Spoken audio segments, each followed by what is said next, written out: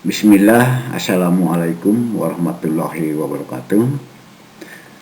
Salam sejahtera buat kita semua. Semoga kita dalam keadaan sehat dan senantiasa selalu dalam lindungannya. Amin.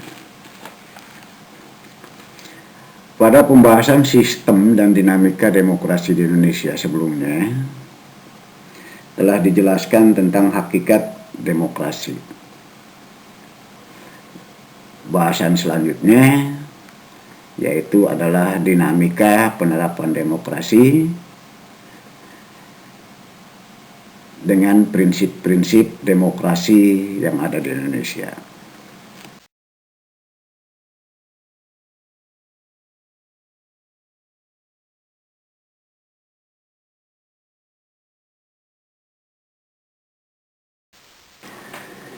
Bagi bangsa Indonesia, pilihan yang tepat dalam menerapkan paham demokrasi adalah dengan demokrasi Pancasila. Paham demokrasi Pancasila sangat sesuai dengan kepribadian bangsa yang digali dari tata nilai sosial budaya sendiri.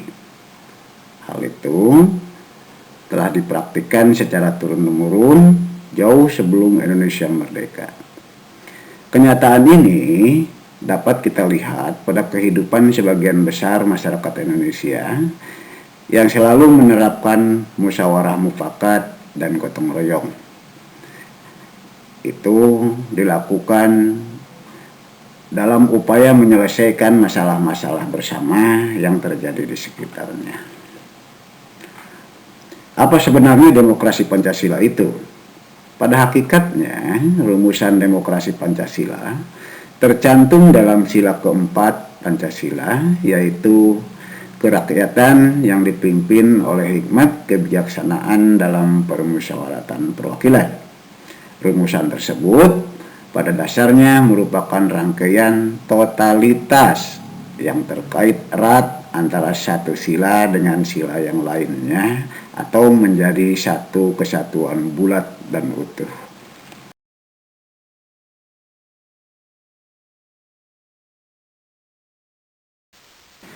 Lebih lanjut, Notonegoro menegaskan bahwa demokrasi Pancasila itu adalah kerakyatan yang dipimpin oleh hikmat kebijaksanaan dalam permusyawaratan perwakilan, yang berketuhanan yang Maha Esa, yang berperi kemanusiaan yang adil dan beradab, yang mempersatukan Indonesia, dan yang berkeadilan sosial bagi seluruh rakyat Indonesia. Lalu bagaimana dengan prinsip demokrasi Pancasila? Selanjutnya, Ahmad Sanusi mengatakan 10 pilar demokrasi konstitusional Indonesia menurut Pancasila dan Undang-Undang Dasar 45, yaitu: pertama, demokrasi yang berketuhanan yang Maha Esa. Kedua, demokrasi dengan kecerdasan. Ketiga, demokrasi yang berkekuatan rakyat. Keempat, demokrasi dengan rule of law. Demokrasi yang berketuhanan yang Maha Esa itu adalah seluk-beluk sistem serta perilaku dalam menyelenggarakan kenegaraan Republik Indonesia harus taat asas komitmen atau sesuai dengan nilai-nilai dan kaidah-kaidah dasar ketuhanan yang Maha Esa. Selanjutnya, demokrasi dengan kecerdasan itu mengatur dan menyelenggarakan demokrasi menurut Undang-Undang Dasar Negara Republik Indonesia tahun 1945 itu bukan dengan kekuatan naluri, kekuatan otot, atau kekuatan massa semata-mata. Namun pelaksanaan demokrasi itu justru lebih menuntut kecerdasan rohani, kecerdasan akhlak, kecerdasan sosial, kecerdasan rasional, serta kecerdasan emosional. Kemudian demokrasi yang berkedaulatan rakyat itu adalah kekuasaan tertinggi ada di tangan rakyat. Secara prinsip, rakyatlah yang memiliki atau memegang kedaulatan itu. Dalam batas-batas tertentu, kedaulatan rakyat itu dipercayakan kepada perwakilan-perwakilan rakyat atau yang dikenal dengan MPR yang terdiri dari DPR dan DPD serta DPRD. Selanjutnya yaitu adalah demokrasi dengan rule of law, hal mana ini mempunyai 4 makna penting. Yang pertama, kekuasaan negara Republik Indonesia harus mengandung, melindungi, serta mengembangkan kebenaran hukum atau legalitas hukum. Bukan demokrasi ugal-ugalan atau demokrasi dagelan, atau juga demokrasi manipulasi. Yang kedua, kekuasaan negara memberikan keadilan hukum atau yang disebut dengan legal justice, bukan demokrasi yang terbatas pada keadilan formal dan pura-pura. Nah, berikutnya yang ketiga, kekuasaan negara menjamin kepastian hukum, bukan demokrasi yang membiarkan kesemerawutan atau anarkis. Kemudian yang keempat, kekuasaan negara mengembangkan manfaat dan kepentingan hukum seperti kedamaian, pembangunan, bukan demokrasi yang justru mempopulerkan fitnah atau hujatan atau menciptakan perpecahan atau permusuhan serta perusakan-perusakan.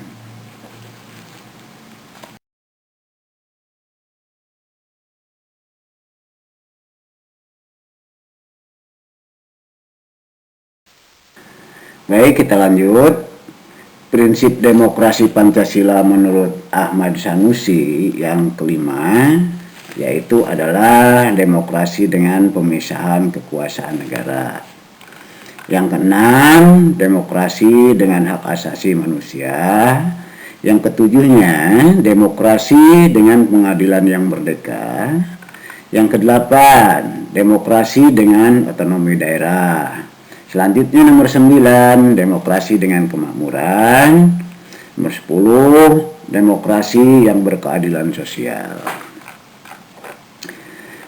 Sedangkan yang dimaksud dengan demokrasi pemisahan kekuasaan negara yaitu adalah menurut Undang-Undang Dasar Negara Republik Indonesia tahun 1945, bukan saja mengakui kekuasaan negara Republik Indonesia yang tak terbatas secara hukum, tetapi melainkan juga demokrasi itu dikuatkan dengan pembagian kekuasaan negara dan diserahkan kepada badan-badan negara yang berwenang dan bertanggung jawab. Jadi, demokrasi menurut Undang-Undang Dasar Negara Republik Indonesia tahun 1945 mengenal semacam pembagian dan pemisahan kekuasaan dengan sistem pengawasan dan perimbangan. Untuk demokrasi dengan hak asasi manusia itu sendiri, yaitu demokrasi menurut Undang-Undang Dasar Negara Republik Indonesia tahun 1945 mengakui hak asasi manusia yang tujuannya bukan saja menghormati hak-hak asasi manusia, tetapi melainkan yang lebih penting adalah untuk meningkatkan martabat dan derajat manusia seutuhnya. Nah, kemudian demokrasi dengan pengadilan yang merdeka dimaksud adalah menurut Undang-Undang Dasar Negara Republik Indonesia tahun 1945, yaitu adanya kehendak diberlakukannya sistem pengadilan yang merdeka atau independen yang memberi peluang seluas-luasnya kepada semua pihak yang berkepentingan untuk mencari dan menemukan hukum yang seadil-adilnya. Di muka pengadilan yang merdeka, penggugat dengan pengacaranya, penuntut umum dan terdakwa dengan pengacaranya mempunyai hak yang sama untuk mengajukan konsideran atau pertimbangan, dalil-dalil, fakta-fakta, saksi, alat pembuktian, dan petitum. Ya, yang maksud adalah petitumnya itu. Selanjutnya, demokrasi dengan otonomi daerah merupakan demokrasi otonomi daerah yang pembatasan terhadap kekuasaan negara, khususnya kekuasaan legislatif dan eksekutif di tingkat pusat. Dan lebih khusus lagi pembatasan atas kekuasaan presiden. Undang-Undang Dasar Negara Republik Indonesia tahun 1945 secara jelas memerintahkan dibentuknya daerah-daerah otonomi atau daerah-daerah otonom pada provinsi dan kabupaten atau kota. Dengan peraturan pemerintah, daerah-daerah otonom itu dibangun dan disiapkan untuk mampu mengatur dan menyelenggarakan urusan-urusan pemerintahan sebagai urusan rumah tangganya sendiri yang diserahkan oleh pemerintah pusat kepada pemerintah daerah. Berikutnya, demokrasi dengan kemakmuran itu adalah demokrasi bukan hanya soal kebebasan dan hak, bukan hanya soal kewajiban dan tanggung jawab, bukan pula hanya soal mengorganisir kedaulatan rakyat atau pembagian kekuasaan kenegaraan. Demokrasi itu bukan pula hanya soal otonomi daerah dan keadilan hukum.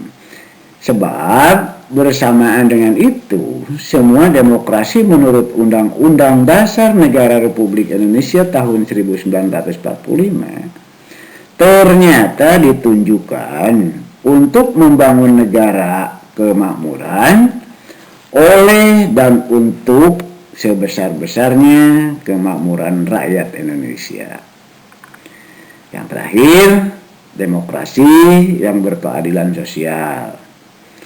Demokrasi menurut Undang-Undang Dasar Negara Republik Indonesia tahun 1945 menggariskan keadilan sosial di antara berbagai kelompok, golongan, dan lapisan masyarakat. Tidak ada golongan, lapisan, kelompok, satuan, atau organisasi yang jadi anak emas yang diberi berbagai keistimewaan atau hak-hak khusus.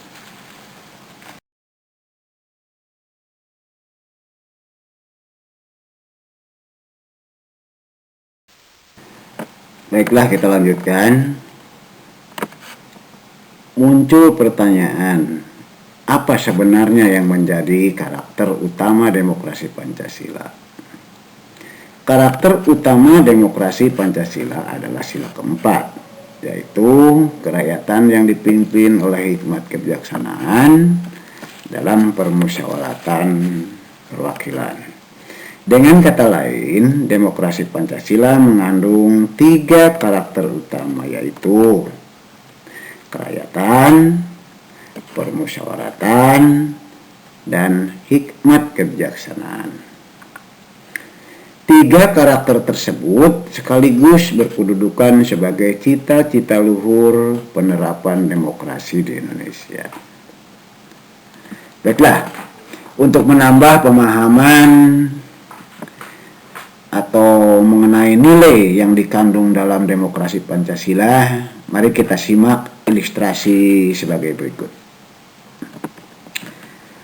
Seorang tukang judi mengatakan bahwa masalah judi itu adalah halal karena urusan judi merupakan urusan usaha manusia untuk mencari nafkah.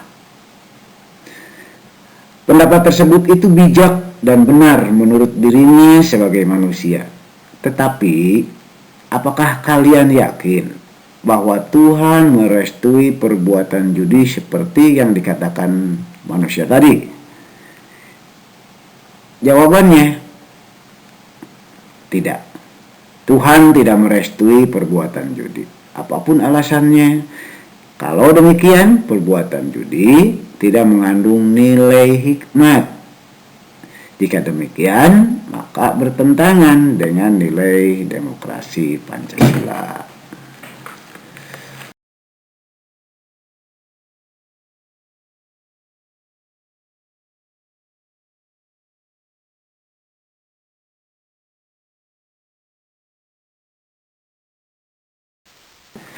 Sekian dan terima kasih. Kita berjumpa dalam pembahasan berikutnya, yaitu insya Allah akan disampaikan tentang periodisasi perkembangan demokrasi Pancasila.